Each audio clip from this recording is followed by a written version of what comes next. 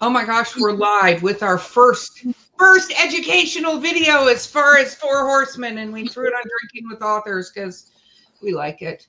So, Jen, what are we talking about today?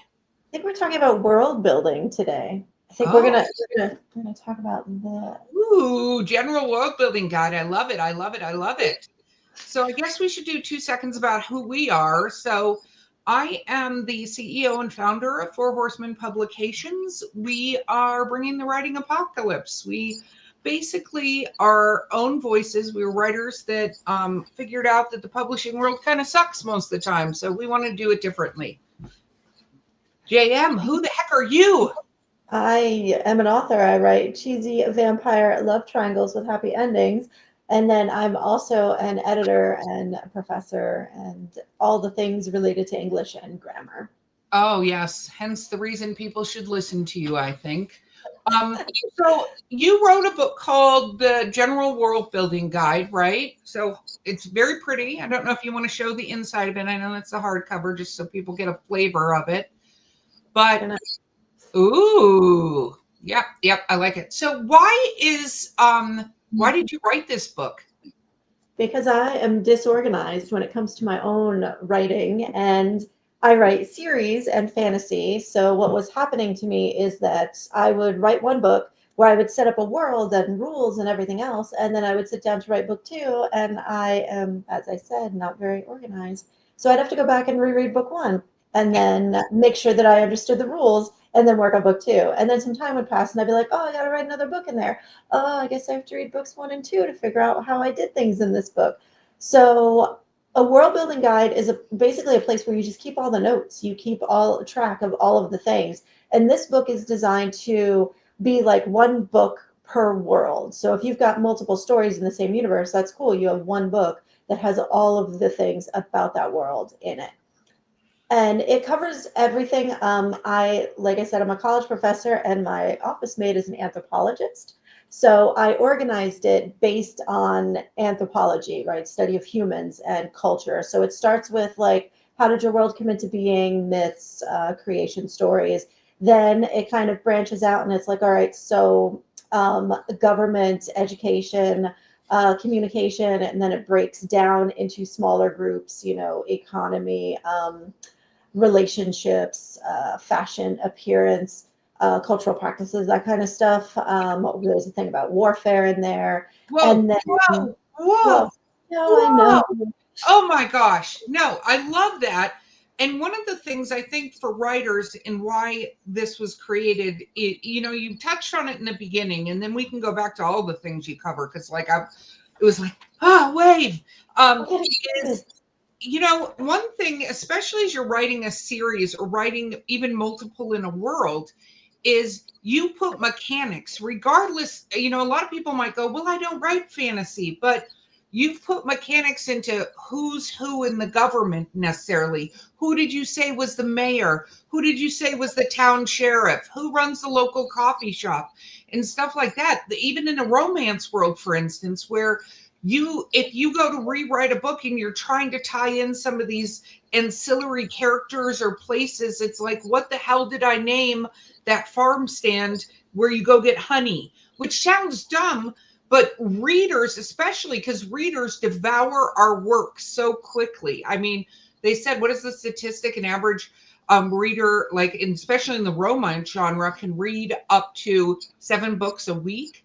So when you Yeah. think about that, you have to go, oh my goodness, like that creates this entire situation where um, you if you don't remember, the readers are going to remember that you just misnamed a character, or you just me and you have talked about it, where I've been so pissed off because even semi-famous writers or famous writers have changed like the entire race of a character from one book to the next, and it drives me nuts. Hmm. So let's talk a little bit about, again, what are some of the key places, the key things that people can track in this book? Well, like you said, names are a big one. But okay, so in addition to, you should always have a map, even if you're not writing fantasy, even if it's a map just for you, so that you have a sense of like, okay, it takes the main character, 15 minutes to get from her work to her apartment, so that doesn't change to 45 minutes later on. So you have a sense of like where things are in relation to other things, where you have your settings. So even something like that, you need to keep track of somewhere. But having an idea, like you said, of like who's the mayor, who's in charge, this is good for when you have a scene where you're doing something story wise, but you're also going to have some world building background. Like the characters are at a bar, they're talking to the bartender. What's on TV? If you're in the contemporary world, if you're in a fantasy setting, what's the bard singing, right? What are some things that everyone in that bar is going to know? What are some of the popular songs that everyone will kind of chime in on? What's something that everybody's like currently angry about, or currently, really excited about, that's going to bring people together and just give your world that flavor a little bit. Like there's more going on than just what's happening to your characters. So thinking about those things beforehand, and that's one of the things that the book has. The whole back is top fives. It's like top five, Christmas presents this year, top five songs on the radio, top five things that make everyone groan. Like, what are some communal things that you can have just when you need to pull them out, to have on in the background? That kind of stuff is really useful. Yeah. And one thing that I find myself having to go back and reread my books, because we've talked about that. I do it on audiobook, but one of the things that I found so useful about this book was this. What little phobias or little situations have I given characters in the books that are pivotal that I need to remember, even though they're not life altering? Like, did I say in a restaurant they tried a drink that they didn't like and stuff like that? Because these little tidbits you can re-enter again. But if you're like, she hates wearing red, blah, blah, blah, and then the next thing you're like, she got a red hat. Like, What you do? yeah, you push readers out of your story by not remembering. And it's interesting because, doing the podcast Drinking with Authors, which subscribe. There's lots of stuff in the notes. And by the way, there's a link to get that world building guide in the notes. So, of this episode. But one of the things I always found interesting talking to writers is how they keep track of their world. And there are some authors that rely on their beta readers to do it. That scares the crap out of me because it takes it out of your hands and you're relying on other humans to remember your universe. And it's helpful when they remember things, but having a book that you can just flip really quick to the chapter on religion and go, what religions are here? Mm-hmm. You know, and it's the little things. It's not the big things about the character. Like if you have a character and they were abused as a child, you'll remember that.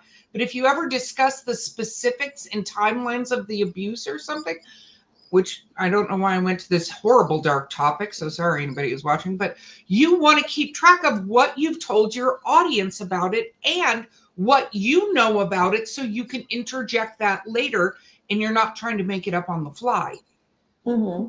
you And know? that's one of the things that this book I think does fairly well. It's got, all right, so this is the gamer in me coming out, but it has character sheets for your main characters where you can write down things like, this character is terrified of spiders. This character doesn't like red. When she was 14, this thing happened to her. Like, it's got space to write in, character arcs, important plots. There's also a section about how world events have specifically affected your character, because I think that's something that you kind of know, but you never maybe articulate, or you never track all in one place to see how much of your character's life has been shaped by world events. So there's like literally an activity for that. Oh, activities. So I'm a teacher. So Okay, every hold on 1 second because I want to talk about something. I know you get so one thing about JM is she gets so passionate about these things. Sometimes we have to be like, just slow down a little bit. But one thing, so writers, I want you to think with we create that glacier in our mind of this story. And we only put a little bit of that story into what we actually write. But we're creating that glacier, right? And sometimes we're inspired, and sometimes we even just think of little things that we want to make a part of a character's background, but we're not necessarily writing it in then. This book allows you to do that so that if you suddenly have a note about, Bob the barista, who's one of my favorite things, like the disposable character that somehow all your fans fall in love with, and you got to write another story.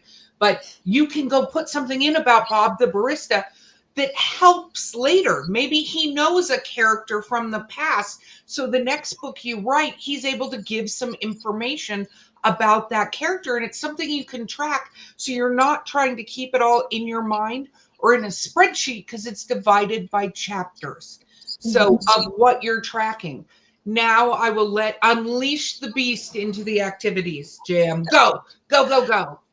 Well, pretty much for each one, like just to give you an example. So each section, all right, let's start at the beginning. So it's like, how did your world come into being? Were there gods? Is it the Big Bang? You know, whatever. Or is this Earth like the planet we know? But what did you change about it? How is it? How is your, New York City different from the actual New York City? So there's different levels for the questions.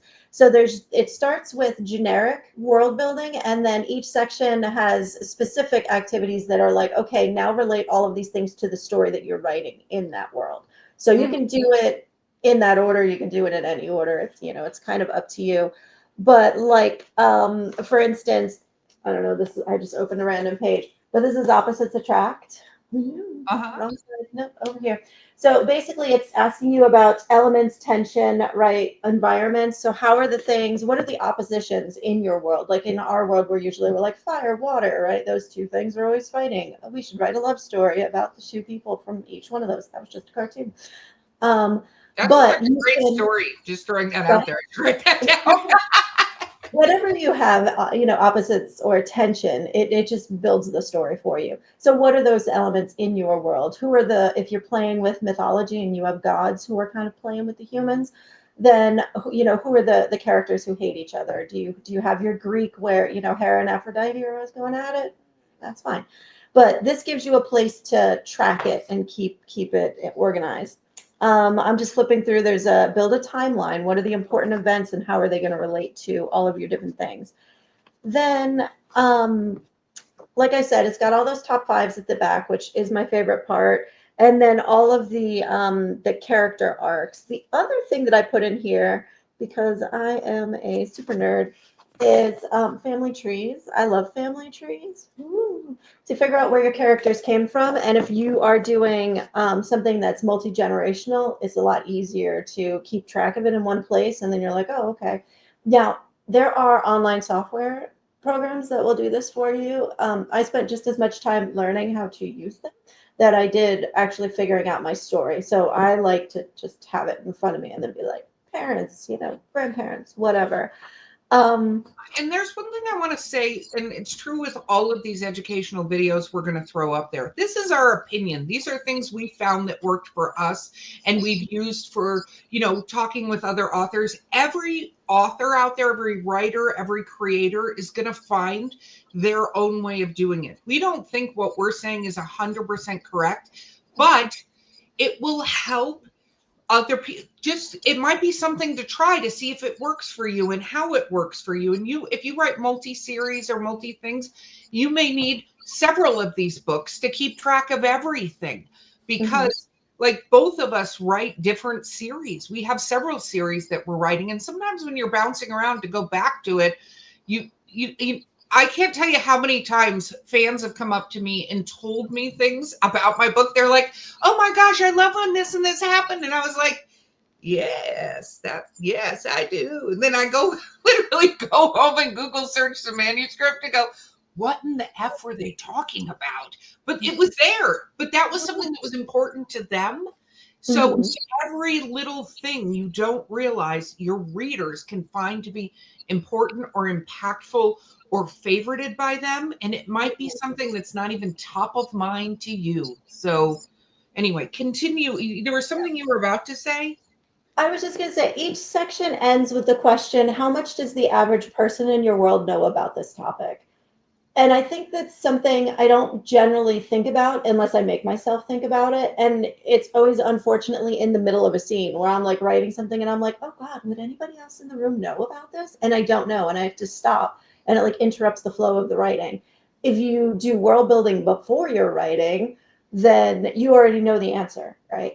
But keep in mind what Erica was saying about the iceberg. Just because you know all these things does not mean you're going to info dump it into your writing. This is just background knowledge. You know it. but no one else needs to know it. It comes out in little tiny details throughout the story. Don't just be like, let me tell you the story of all of this history. Like, no, that's not. It's nice that you know, because you need to know as the author, or your fans will tell you. Um, It's so but true. Uh, and keeping track of they, it is good. they love to point that out, by the way. That's like one of the goals of some fans is to find the inaccuracies and point them out. And I think also one of the things that is important about this is it can change. Whatever you put in this book does not have to be that forever solidified, but it can give you the guide with where you think you're going. Like the family tree, for instance, if you introduce a new character, Annabelle, that actually is related to Bob the barista because she's a cousin, but Jacques gonna fall in love with her. These are not great names for this scenario, but They're anyway. Do you love them? Of course, because I use J and you put J in PCA. every single character name. But it's something to think about because then you can alter it and tweak it and also go, this character knows this much about this situation or these things that happen.